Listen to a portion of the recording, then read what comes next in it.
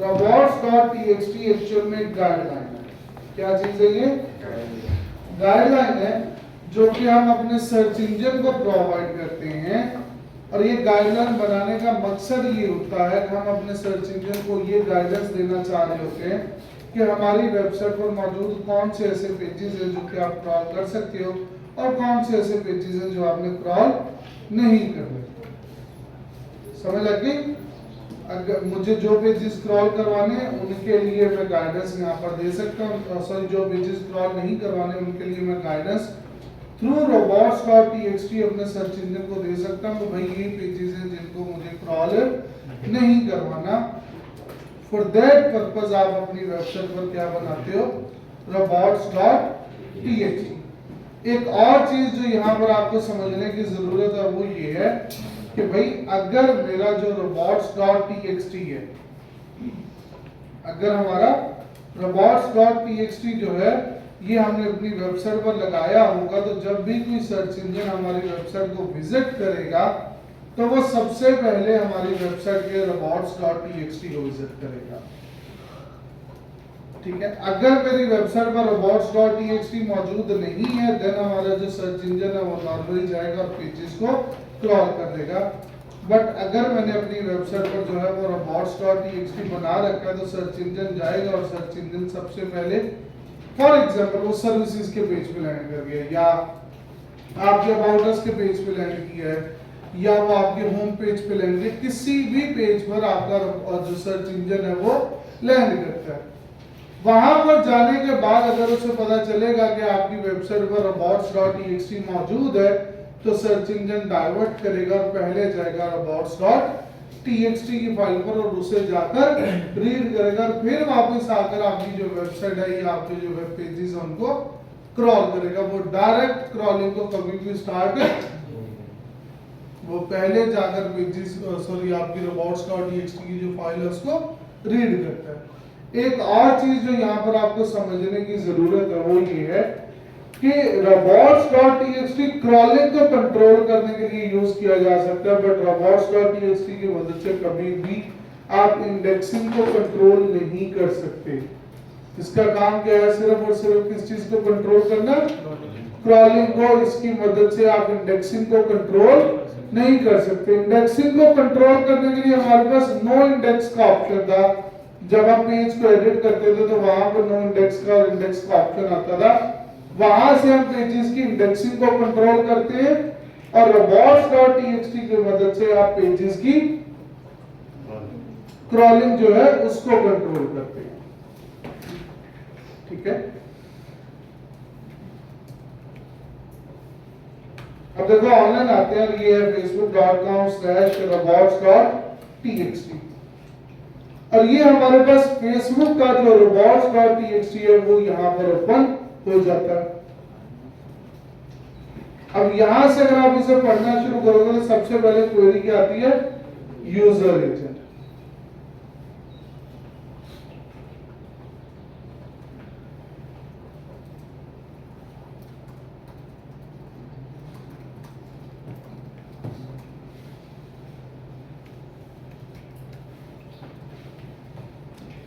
User agent की जो query है ये यूज की जाती है सर्च इंजन्स को या क्रॉलर्स को एड्रेस करने के लिए। क्या करने के लिए?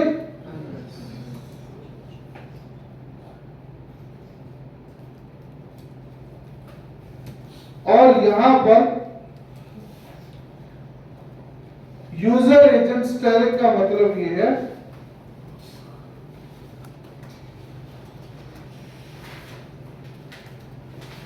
कि ये जो क्वेरी है ये सारे सर्च इंजन्स को टारगेट कर रही है या सारे क्रॉलर्स को टारगेट कर रही है।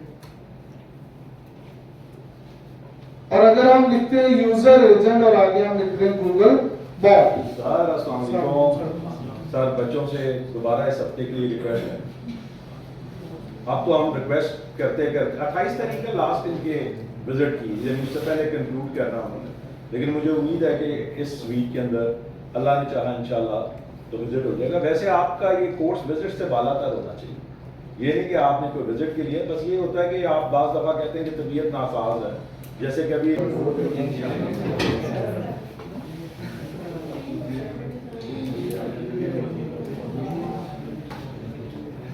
यूजर एजेंट था, यूजर एजेंट सर्च इंजन को टारगेट करने के लिए यूज किया जाता है। वहां पर अगर स्टेरिक आ जाएगा तो ये सारे क्रॉलर्स को टारगेट करती है। और जैसे स्पेसिफिकली गूगल बॉट आ जाएगा तो यहाँ पर जो क्वेरी होगी वो किसके लिए होगी, गूगल के लिए होगी। इसी तरह से यहाँ पर ये तो होगी यूजर एजेंट की क्वेरी। जो दूसरी क्वेरी यहाँ पर यूज की जाती है वो होती है डिसअलाउ की।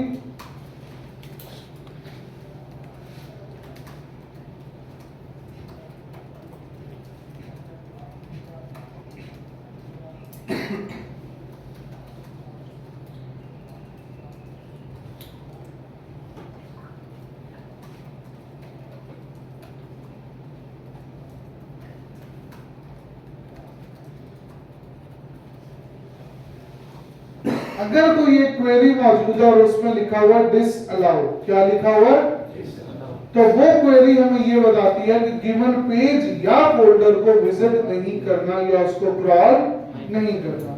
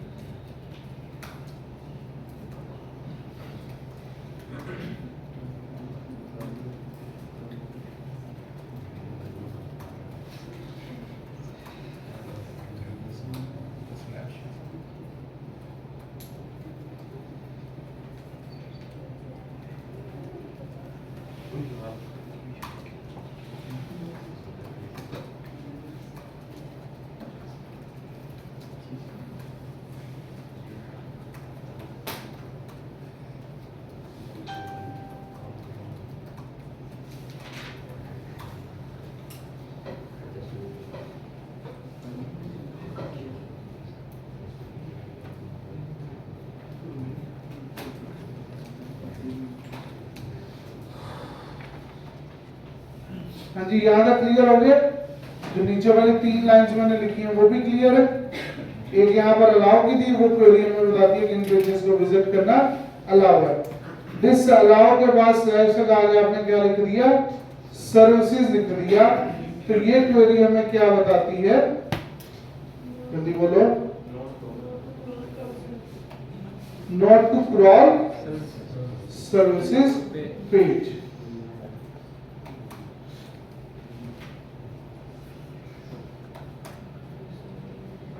और डिसअलाउ के बाद अगर स्लैश आ जाए उसका मतलब ये है कि आप होम पेज को क्रॉल कर सकते हैं और उसके अलावा बाकी जितने भी पेजेस आएंगे उनको क्रॉल।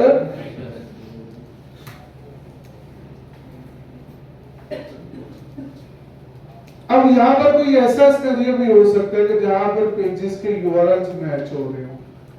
क्या हो रहे हो? तो ऐसे केस सिनेरियोज में आपको लंबी या पेज की जो पेरेंट डायरेक्टरी है उसको भी इंक्लूड करना पड़ सकता है। जैसे कि एग्जांपल के लिए पहले मैं लिख रहा हूं फिर मैं समझाता हूं।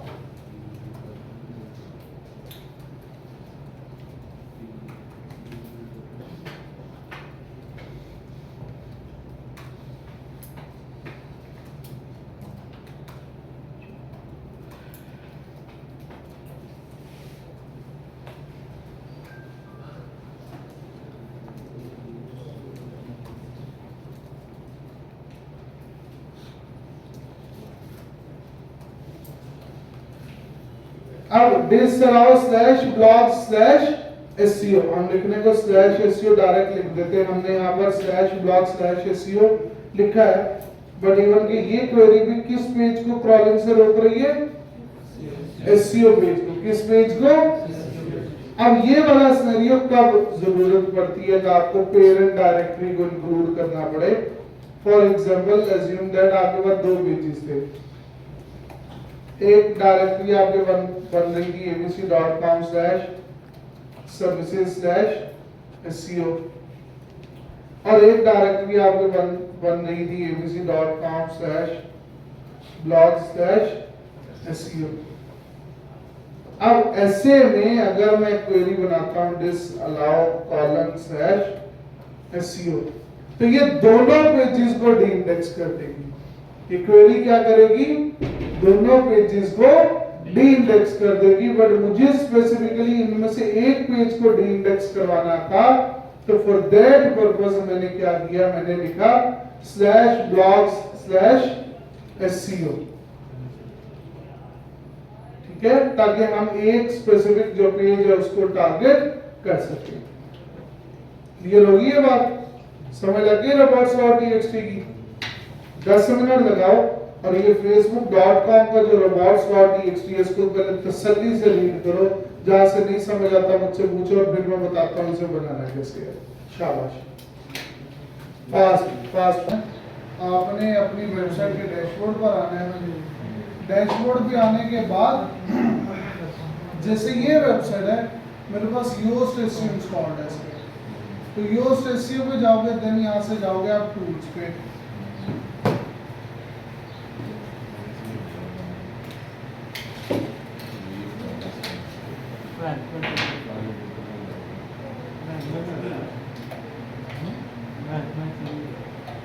और अगर आपके पास रैंक मैथ की वेबसाइट है तो आप रैंक मैथ में जाओगे और यहाँ से जाओगे जनरल सेटिंग्स में। जनरल सेटिंग्स में जाने के बाद यहाँ पर मिलेगा आपको robots.txt, क्लिक करना है। देन robots.txt टेस्टर पे जाओगे। यहाँ पर आपने अपनी वेबसाइट का जो URL है वो ऐड करना है, हिट एंटर। ये आ गया आपका करंट robots.txt। यहाँ से एडिटर पे जाना है और अब आप इसमें कोई भी एडिशन करना चाहते हो तो आप वो एडिशन यहाँ पर ऐड कर सकते हैं। Yoast SEO के केस सिनेरियो में टूल्स में जाना है, देन आफ्टर दैट आप यहाँ से जाओगे फाइल एडिटर में। फाइल एडिटर में जाओगे तो यहाँ पर आ जाएगा आपका robots.txt। देखें ना यहाँ पर भी क्या मौजूद है हमारा साइड में। अब साइड मैप को क्यों ऐड किया जाता है? अगर आपको मेरी बात याद हो तो मैंने एक चीज आपको बताई थी, जब भी कोई भी सर्च इंजन आपकी वेबसाइट पर आएगा तो सबसे पहले कौन सी फाइल पर जाएगा?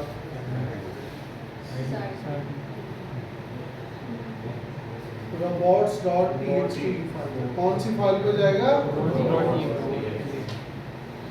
और उसी फाइल में से मिलेगी सारी की सारी गाइडलाइंस के कौन से पेज को विजिट करना है, या कौन से पेज को क्रॉल करना है, कौन से पेज को क्रॉल, और उसी फाइल के अंदर हम अपना XML साइड मैप जो है वो भी प्लेस कर देंगे, ताकि वो सारी गाइडलाइंस पढ़ने के बाद उसी XML साइड मैप से उसी सारे पेजेस को जो डाटा है वो भी मिल जाए और वो सारे पेजेस को जाकर विजिट कर ले। अगर आप उसे नॉर्मली विजिट करने देंगे तो ऐसे केस सिनेरियो में आपकी जो क्रॉलिंग है वो स्लो हो जाएगी। दैट्स व्हाई उसी XML साइट मैप के अंदर ही हम अपना जो साइट मैप है वो भी ऐड कर देंगे। क्लियर होगी बात? और अगर कस्टम कोडेड वेबसाइट होगी, इन दैट केस सिनेरियो आप नोटपैड को यूज करते हुए अपना जो XML साइट मैप है वो बनाओगे यहाँ पर, और यहाँ पर XML साइट मैप बनाने के बाद आपने इस फाइल को सेव कर देना है और फाइल का नाम आपने रखना है robots, ठीक है, .txt ना वो एक्सटेंशन है वो ऑटोमेटिकली लग जाएगी।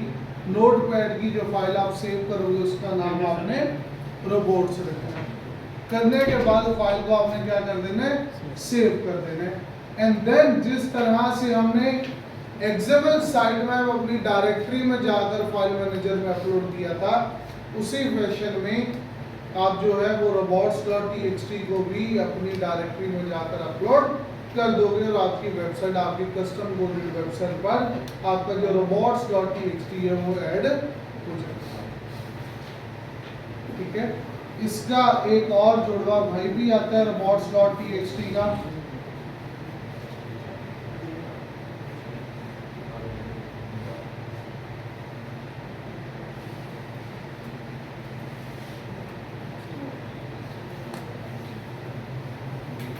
जिसे हम एक्स रोबोट डायरेक्टिव कहते हैं। एक्स रोबोट डायरेक्टिव का काम क्या है?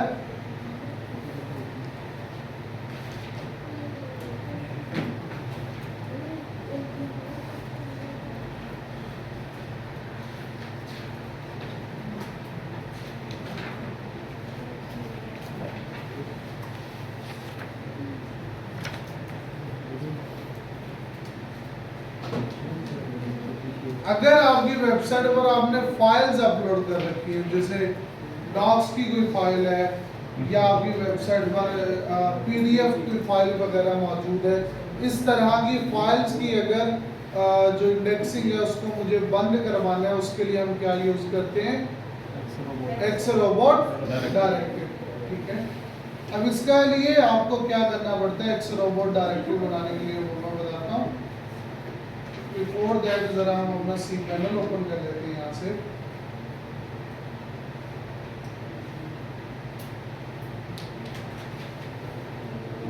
सी पैनल ओपन करने के बाद आपने जाना है अपने फाइल मैनेजर में।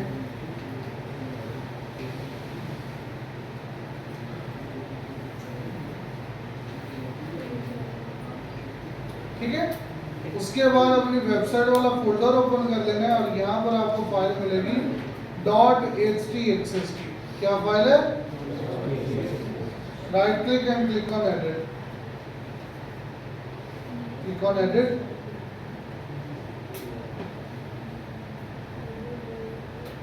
ओके,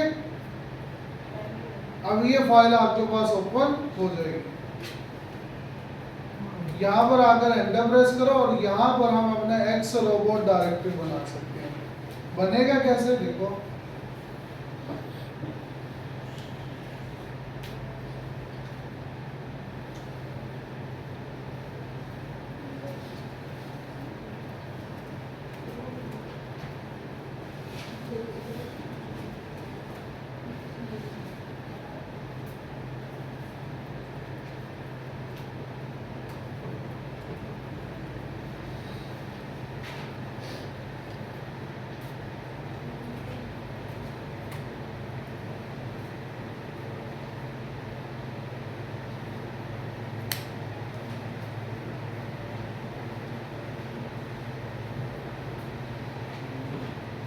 ये है जी आपका .htxs में जाने वाला code. File match colon inverted commas में /.pdf आगे डॉलर का साइन, ये जो कोड है ये आपने कर देना है यहाँ से कॉपी और यहाँ पर जाकर आपने कर देना है पेस्ट।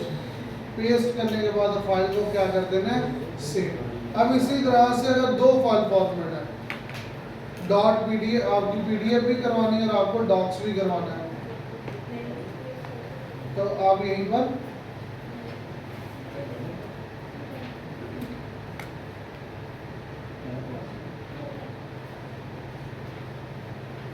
तो ये कोड आपका इस तरह से बन जाएगा।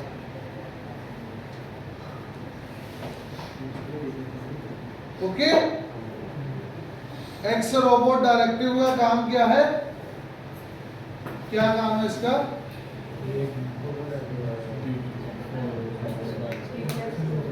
फाइल्स को डी इंडेक्स करवाना है। क्या करवाना, और यहाँ पर हम फॉर्मेट्स को टारगेट करते हैं। अब ऐसा नहीं है कि आपके होम पेज पे एक फाइल है और सिर्फ उसी को डी इंडेक्स करवा सकते हैं, नहीं, पूरी वेबसाइट पर जहां जहां पीडीएफ डॉक या डॉक्स होगी हर जगह से वो फाइल क्या हो जाएगी, पेज इंडेक्स होगा बट फाइल इंडेक्स। ये काम होता है एक्सरोबोट टैग, ये एक्सरोबोट डायरेक्टिव। अब इन सारी चीजों को ब्रेक करेंगे, उसके बाद आगे चलेंगे। शाबाश, और थोड़ा पढ़ भी लो, खुदा का खौफ कर लो।